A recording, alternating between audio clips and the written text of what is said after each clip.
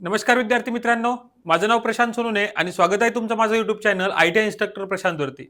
मित्रांनो, आपण electrician first इयरच्या आणि सेकंड इयरच्या विद्यार्थ्यांसाठी नेहमीची मोस्ट इम्पॉर्टंट क्वेश्चन सिरीज चालू केली होती आणि ही सिरीज आता संपत आलेली आहे.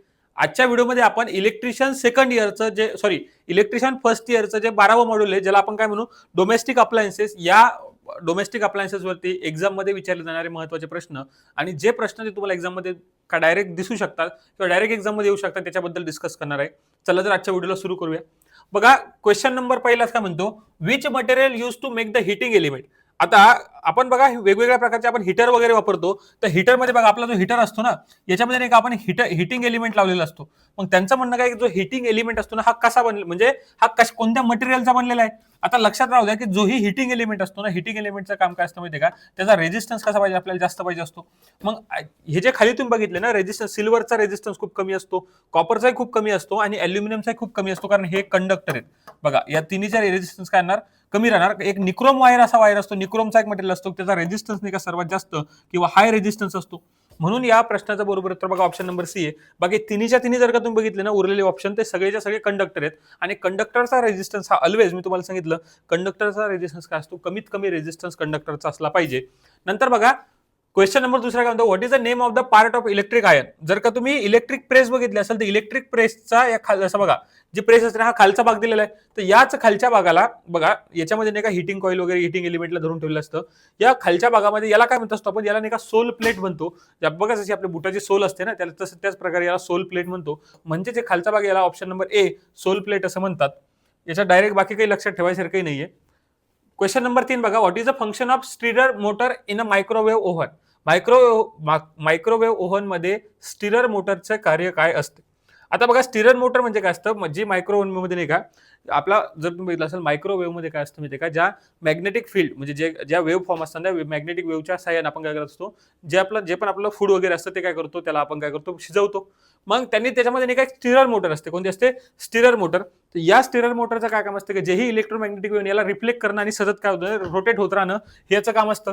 Draw the cooling air inside, नाही कुलिंग एअर इनसाइड नाही, spread the heat uniformly, heat spread करण्यासाठी पण सुद्धा नसतं. एक्झॉस्ट द हॉट एअर आउटसाइडला हॉट एअर एक्झॉस्ट करण्यासाठी पण नाही. Revolve and reflect the electromagnetic energy, जीही तिथे इलेक्ट्रोमॅग्नेटिक एनर्जी तयार झालेली आहे त्या इलेक्ट्रोमॅग्नेटिक एनर्जी स्वतः फिरणं आणि त्या इलेक्ट्रोमॅग्नेटिक एनर्जीला काय करत राहणं, रिफ्लेक्ट करत राहणं, हे कोणाचं असतं, स्टिरर मोटरचं काम असतं.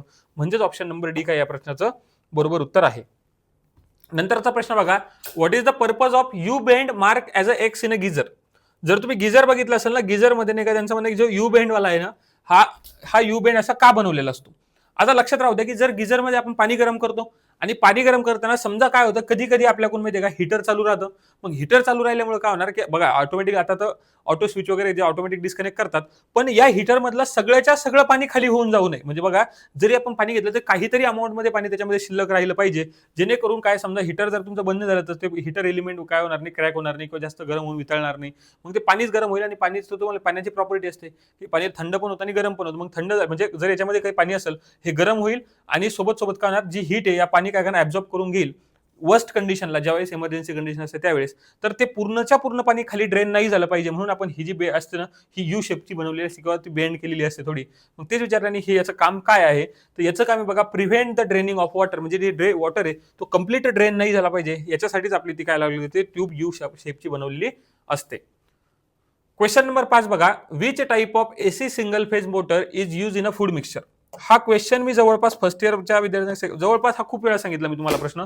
तर या लक्षात राहू दे की आपल्या घरामध्ये जेही फूड मिक्सर वापरलं जातं ना, मिक्सर जे असतं आपल्या घरातलं मिक्सर, त्या मिक्सरमध्ये युनिव्हर्सल मोटर वापरतात. कोणती मोटर वापरतात, युनिव्हर्सल मोटर वापरतात. आणि या युनिव्हर्सल मोटरची एक खासियत असते की स्टार्टिंग टॉर्क तर जास्तच असतो, सोबत ही एसी आणि डीसी दोन्हीवर पण चालू शकते, एसी किंवा डीसी दोन्हीवरही चालू शकते. ती युनिव्हर्सल मोटर, म्हणून तिला आपण युनिव्हर्सल मोटर म्हणतो. आणि तीच युनिव्हर्सल मोटरचा टॉर्क जास्त असल्यामुळे आपण तिला कुठे वापरतो, फूड मिक्सर मध्ये वापरत असतो. नंतरचा क्वेश्चन बघा, which formula use to calculate the heat generated as per the Joule's rule. त्यांचं म्हणणं काय की जूल रूल नुसार, जूलचा जो नियम आहे त्याच्यानुसार, जूल्स लॉ नुसार हीट किती, म्हणजे किती हीटचा फॉर्म्युला काय, तर हीटचा formula H is equal to बघा असतं I² RT, म्हणजे तुमच्या याच्यातून करंट किती चालला, त्याचा रेजिस्टन्स किती एलिमेंटचा आणि सोबत सोबत किती वेळेसाठी चालला याच्यावरती डिपेंड करत असतं तुमची हीट किती डेव्हलप झाली. तसंच हीटचा अजून एक फॉर्म्युला असतो, हीट इज इक्वल टू, लक्षात राहू द्या, power into time. Power into time. आणि हा जो टाइम असतो हा सेकंड मध्ये घ्यावा लागतो. कशामध्ये घ्यावा लागतो? सेकंड मध्ये घ्यावा लागतो. अशा पद्धतीने या प्रश्नाचं बरोबर उत्तर बघा, heat generated I square R T, म्हणजे ऑप्शन नंबर बी बरोबर उत्तर आहे. नंतरचा प्रश्न बघा, हाच क्वेश्चन, याच्यासाठी मी तुम्हाला फॉर्म्युला आता सांगितला. हा क्वेश्चन काय म्हणतो बघा, calculate the heat generated in a electric heater of 100 watt. किती वॅटची आहे? 100 वॅटचं आहे. मग पॉवर किती दिली? सॉरी, 100 ने 1000 वॅट आहे. पॉवर दिली तुम्हाला 1000 वॅट. पॉवर किती दिली? 1000 वॅट. आणि त्यांनी काय विचारलं, 240 volt, work for a 5 minute. किती मिनिटासाठी हे झालं? टाइम दिलेला आहे तुम्हाला 5 मिनिट. किती मिनिट दिला? 5 मिनिट. तर त्यांनी काय विचारलं आपल्याला, की आपल्याला कॅल्क्युलेट काय करायचे? हीट जनरेटेड विचारलं, हीट कॅल्क्युलेट करायची आहे. तर हीटचा फॉर्म्युला मी तुम्हाला सांगितलं होतं, H is equal to I असतं बघा. एच इज इक्वल टू असतं आय स्क्वेअर आर टी किंवा पॉवर मल्टिप्लाय बाय टाइम. मग आता टाइम कशामध्ये पाहिजे? सेकंड मध्ये पाहिजे. आपल्याकडे डायरेक्ट पॉवर आहे, म्हणजे पॉवर 1000 मल्टिप्लाय बाय, आता टाइम 5 मिनिट आहे. या 5 मिनिटाला जर तुम्हाला सेकंदामध्ये कन्वर्ट करायचं असेल तर 60 न मल्टिप्लाय करावं लागतं. 6 पंच 30 म्हणजे किती झालं? 300. आणि पॉवर बघा, मग इथं काय करणार? टाइम न मल्टिप्लाय जर तुम्ही केलं तर 1000 पॉवर काढायची आपल्याला. 1000 मल्टिप्लाय बाय किती झालं? 300. किती झालं? 300. मग बघा, हे 3 1 2 3 4 5 म्हणजे 3 लाख जूल. किती किती जूल झालंय? 3 लाख जूल मध्ये किती झालं? हे युनिट कसं आहे? हे जूल युनिट आहे. मग आपल्यात जर तुम्ही इथं बघितलं तर इथं उत्तर तर 3 लाख नाहीये, आणि सगळ्याच्या सगळं उत्तर कॅलरीमध्ये दिलेलं आहे. कशामध्ये दिलेलं आहे? कॅलरीमध्ये. जर जूल मध्ये असतं तर 3 लाख जूल उत्तर बरोबर असतं. पण जर तुम्हाला जूलचं कॅलरीमध्ये कन्वर्ट करायचं असेल तर 4.186 ने काय करायचं? त्या सगळ्याला डिवाइड करायचं आणि अप्रॉक्सिमेटली काय 71.6 काय, म्हणजे 71,667 कॅलरीज. मग 71,000 म्हणजे काय सांगितलं आपण? 71K म्हणू शकतो आपण, 71 किलो. आणि 0.6 आहे, म्हणजे जवळपास ऑप्शन नंबर काय राहणार? सी या प्रश्नाचं बरोबर उत्तर राहणार आहे. बघा, इथे यांनी जूल मध्ये दिलेलं नाहीये, म्हणून आपल्याला एवढं सगळं 4.186 न काय डिवाइड करावं लागलं. जर जूल मध्ये असतं तर 3 म्हणजे 3 लाख जूल एवढं उत्तर बरोबर असतं. नंतरचा प्रश्न बघा, what is the purpose of protection grooves in a various places in a heater base plate.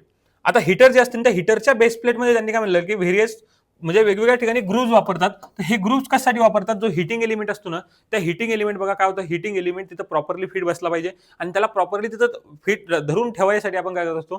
त्या ग्रूव्ज वापरत असतो. मग यांनी त्या ग्रूव्जचंच काम विचारलं, radiate the heat from properly. Heat radiate करण्यासाठी आपण ते हिटिंग एलिमेंट वापरणार. Retain the heating element firmly, म्हणजे त्या हिटिंग एलिमेंटला व्यवस्थित गरम करणारा घटक हा घट्ट धरून ठेवण्यासाठी आपण ते ग्रूव्ज वापरत असतो. म्हणजेच ऑप्शन नंबर बी कारण या प्रश्नाचं बरोबर उत्तर राहणार आहे. नंतरचा प्रश्न बघा, what is the purpose of the soul plate in electric kettle. आता बघितलं इलेक्ट्रिक केटल मध्ये सोल प्लेट म्हणजे ती बेसची जी प्लेट होती ना, आता बघितलं आपण बघा, अशी प्लेट होती, ती अशी काहीतरी प्लेट होती ना समोर. अशा या प्लेट, ही प्लेट आपण कशासाठी वापरतो हे त्यांनी विचारलं. तर सोल प्लेटचं काय काम असतं बघा, keep the element close contact with the container. जो एलिमेंट आपण हिटिंग एलिमेंट असतो ना आपला, त्या हिटिंग एलिमेंटला त्या याच्यात कंटेनर कोणता जो ही कंटेनर असतो त्या कंटेनर सोबत म्हणजे व्यवस्थित पॅक घट्ट धरून ठेवण्यासाठी आपण ती सोल वापरत असतो. म्हणजेच ऑप्शन नंबर डी या प्रश्नाचं बरोबर उत्तर राहणार आहे. नंतरचा प्रश्न बघा, what is the magnetron tube filament voltage use in a microwave oven. आता हे सरळ सरळ स्टॅटिक प्रश्न आहे. मायक्रोवेव्ह ओव्हन जो असतो त्याच्यामध्ये जो कोण सांगितला, मॅग्नेट्रॉन ट्यूबचा जो फिलामेंट असतो हा किती व्होल्टेजवरती ऑपरेट केला जातो, त्याचं सरळ सरळ उत्तर लक्षात राहू द्या, की ऑप्शन नंबर बघा डी, 3.2 व्होल्ट एसी वरती तो काय करत ऑपरेट करत असतो. हे लक्षात ठेवण्यासारखं जे पाठ करायचं आहे तो डायरेक्ट. क्वेश्चन नंबर 12 बघा, what is the fault of food mixture in runs immediately. त्यांनी काय इंटरमिडिएटली, इमिडिएटली नाही, इंटरमिडिएटली. आता इंटरमिडिएटली म्हणजे काय? फूड मिक्सर मधून मधून चालत असेल तर त्यात दोष काय? आता तुम्ही काय केलं, मिक्सर चालू केलं आणि मिक्सर चालू केल्यानंतर काय झालं, तो मिक्सर चालू होऊन राहिला, मधात असं बंद होऊन राहिला, लगेच चालू होतो लगेच बंद होतो. तर काय असतं माहिती का, याच्यामध्ये मी तुम्हाला आता सांगितलं की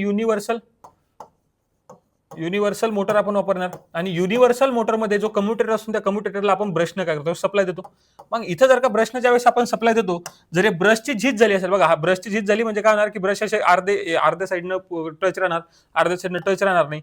मग ज्यावेळेस कम्युटेटर फिरणार काय होणार, त्यावेळेस काय होणार, काही वेळेस त्याला सप्लाय भेटणार आणि काही वेळेस सप्लाय भेटणार नाही, आणि याचमुळे तुमची जी मोटर असते ना ही फिरते बंद होते. मग हेच विचारल्याच्या मागचं कारण काय असू शकतं? कारण बघा, worn out of the brushes, म्हणजे झिजलेले ब्रश हे याच्या मागचं मुख्य कारण असतं. हेच कारण असतं की जर तुमचे घरातला मिक्सर जर का बंद चालू व्हायला लागला ना, तर सगळ्यात पहिले ज्याच्यावर तुम्ही रिपेरिंग करणारा काय करतो, ते ब्रश चेंज करत असतो त्याचे.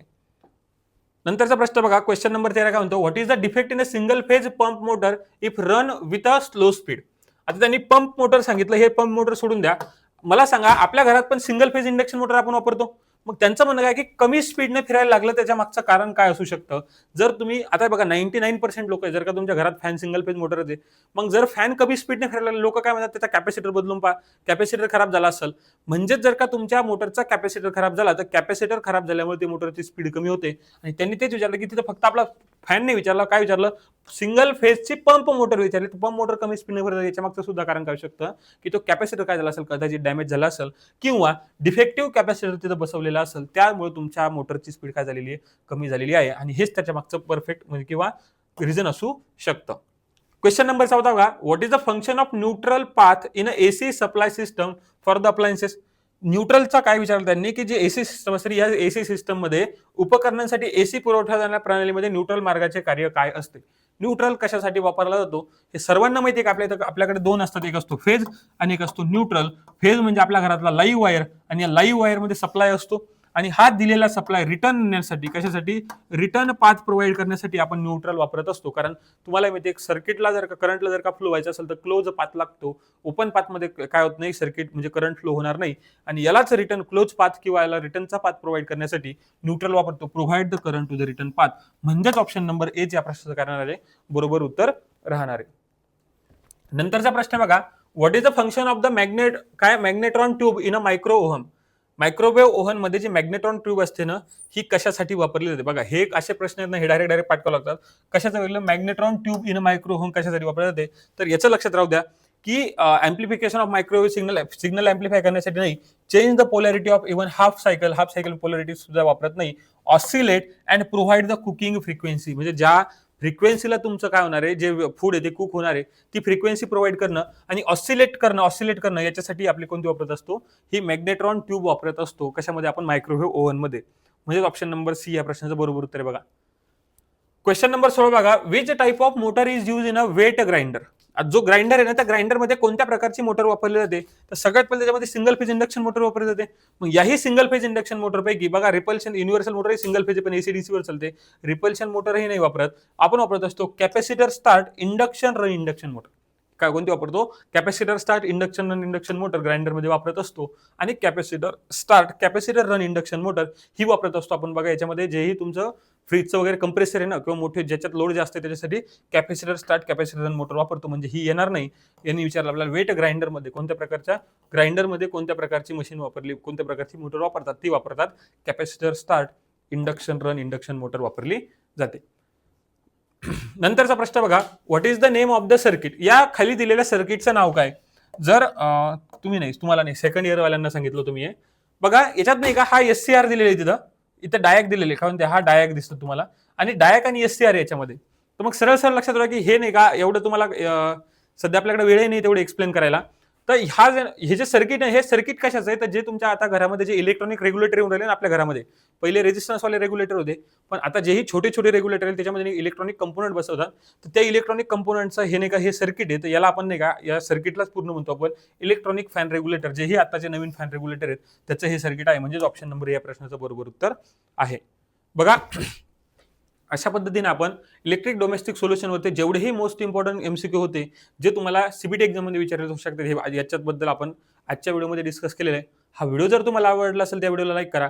आणि उरलेल्या काही दिवसामध्ये आपण जेही 1-2 दिवसामध्ये सगळे तुमचे जे लेक्चर, जे मॉड्यूल्स आता बाकी ट्रान्सफॉर्मर, तो सगळा एकाच दिवशी टाकण्याचा आपण प्रयत्न करणार आहे. तोपर्यंत हा व्हिडिओ जर तुम्हाला आवडला त्या व्हिडिओला लाईक करा आणि हा व्हिडिओ नक्की शेअर करा तुमच्या इलेक्ट्रिशियन मध्ये शिकत असलेल्या फर्स्ट इयरच्या मित्रांना. धन्यवाद.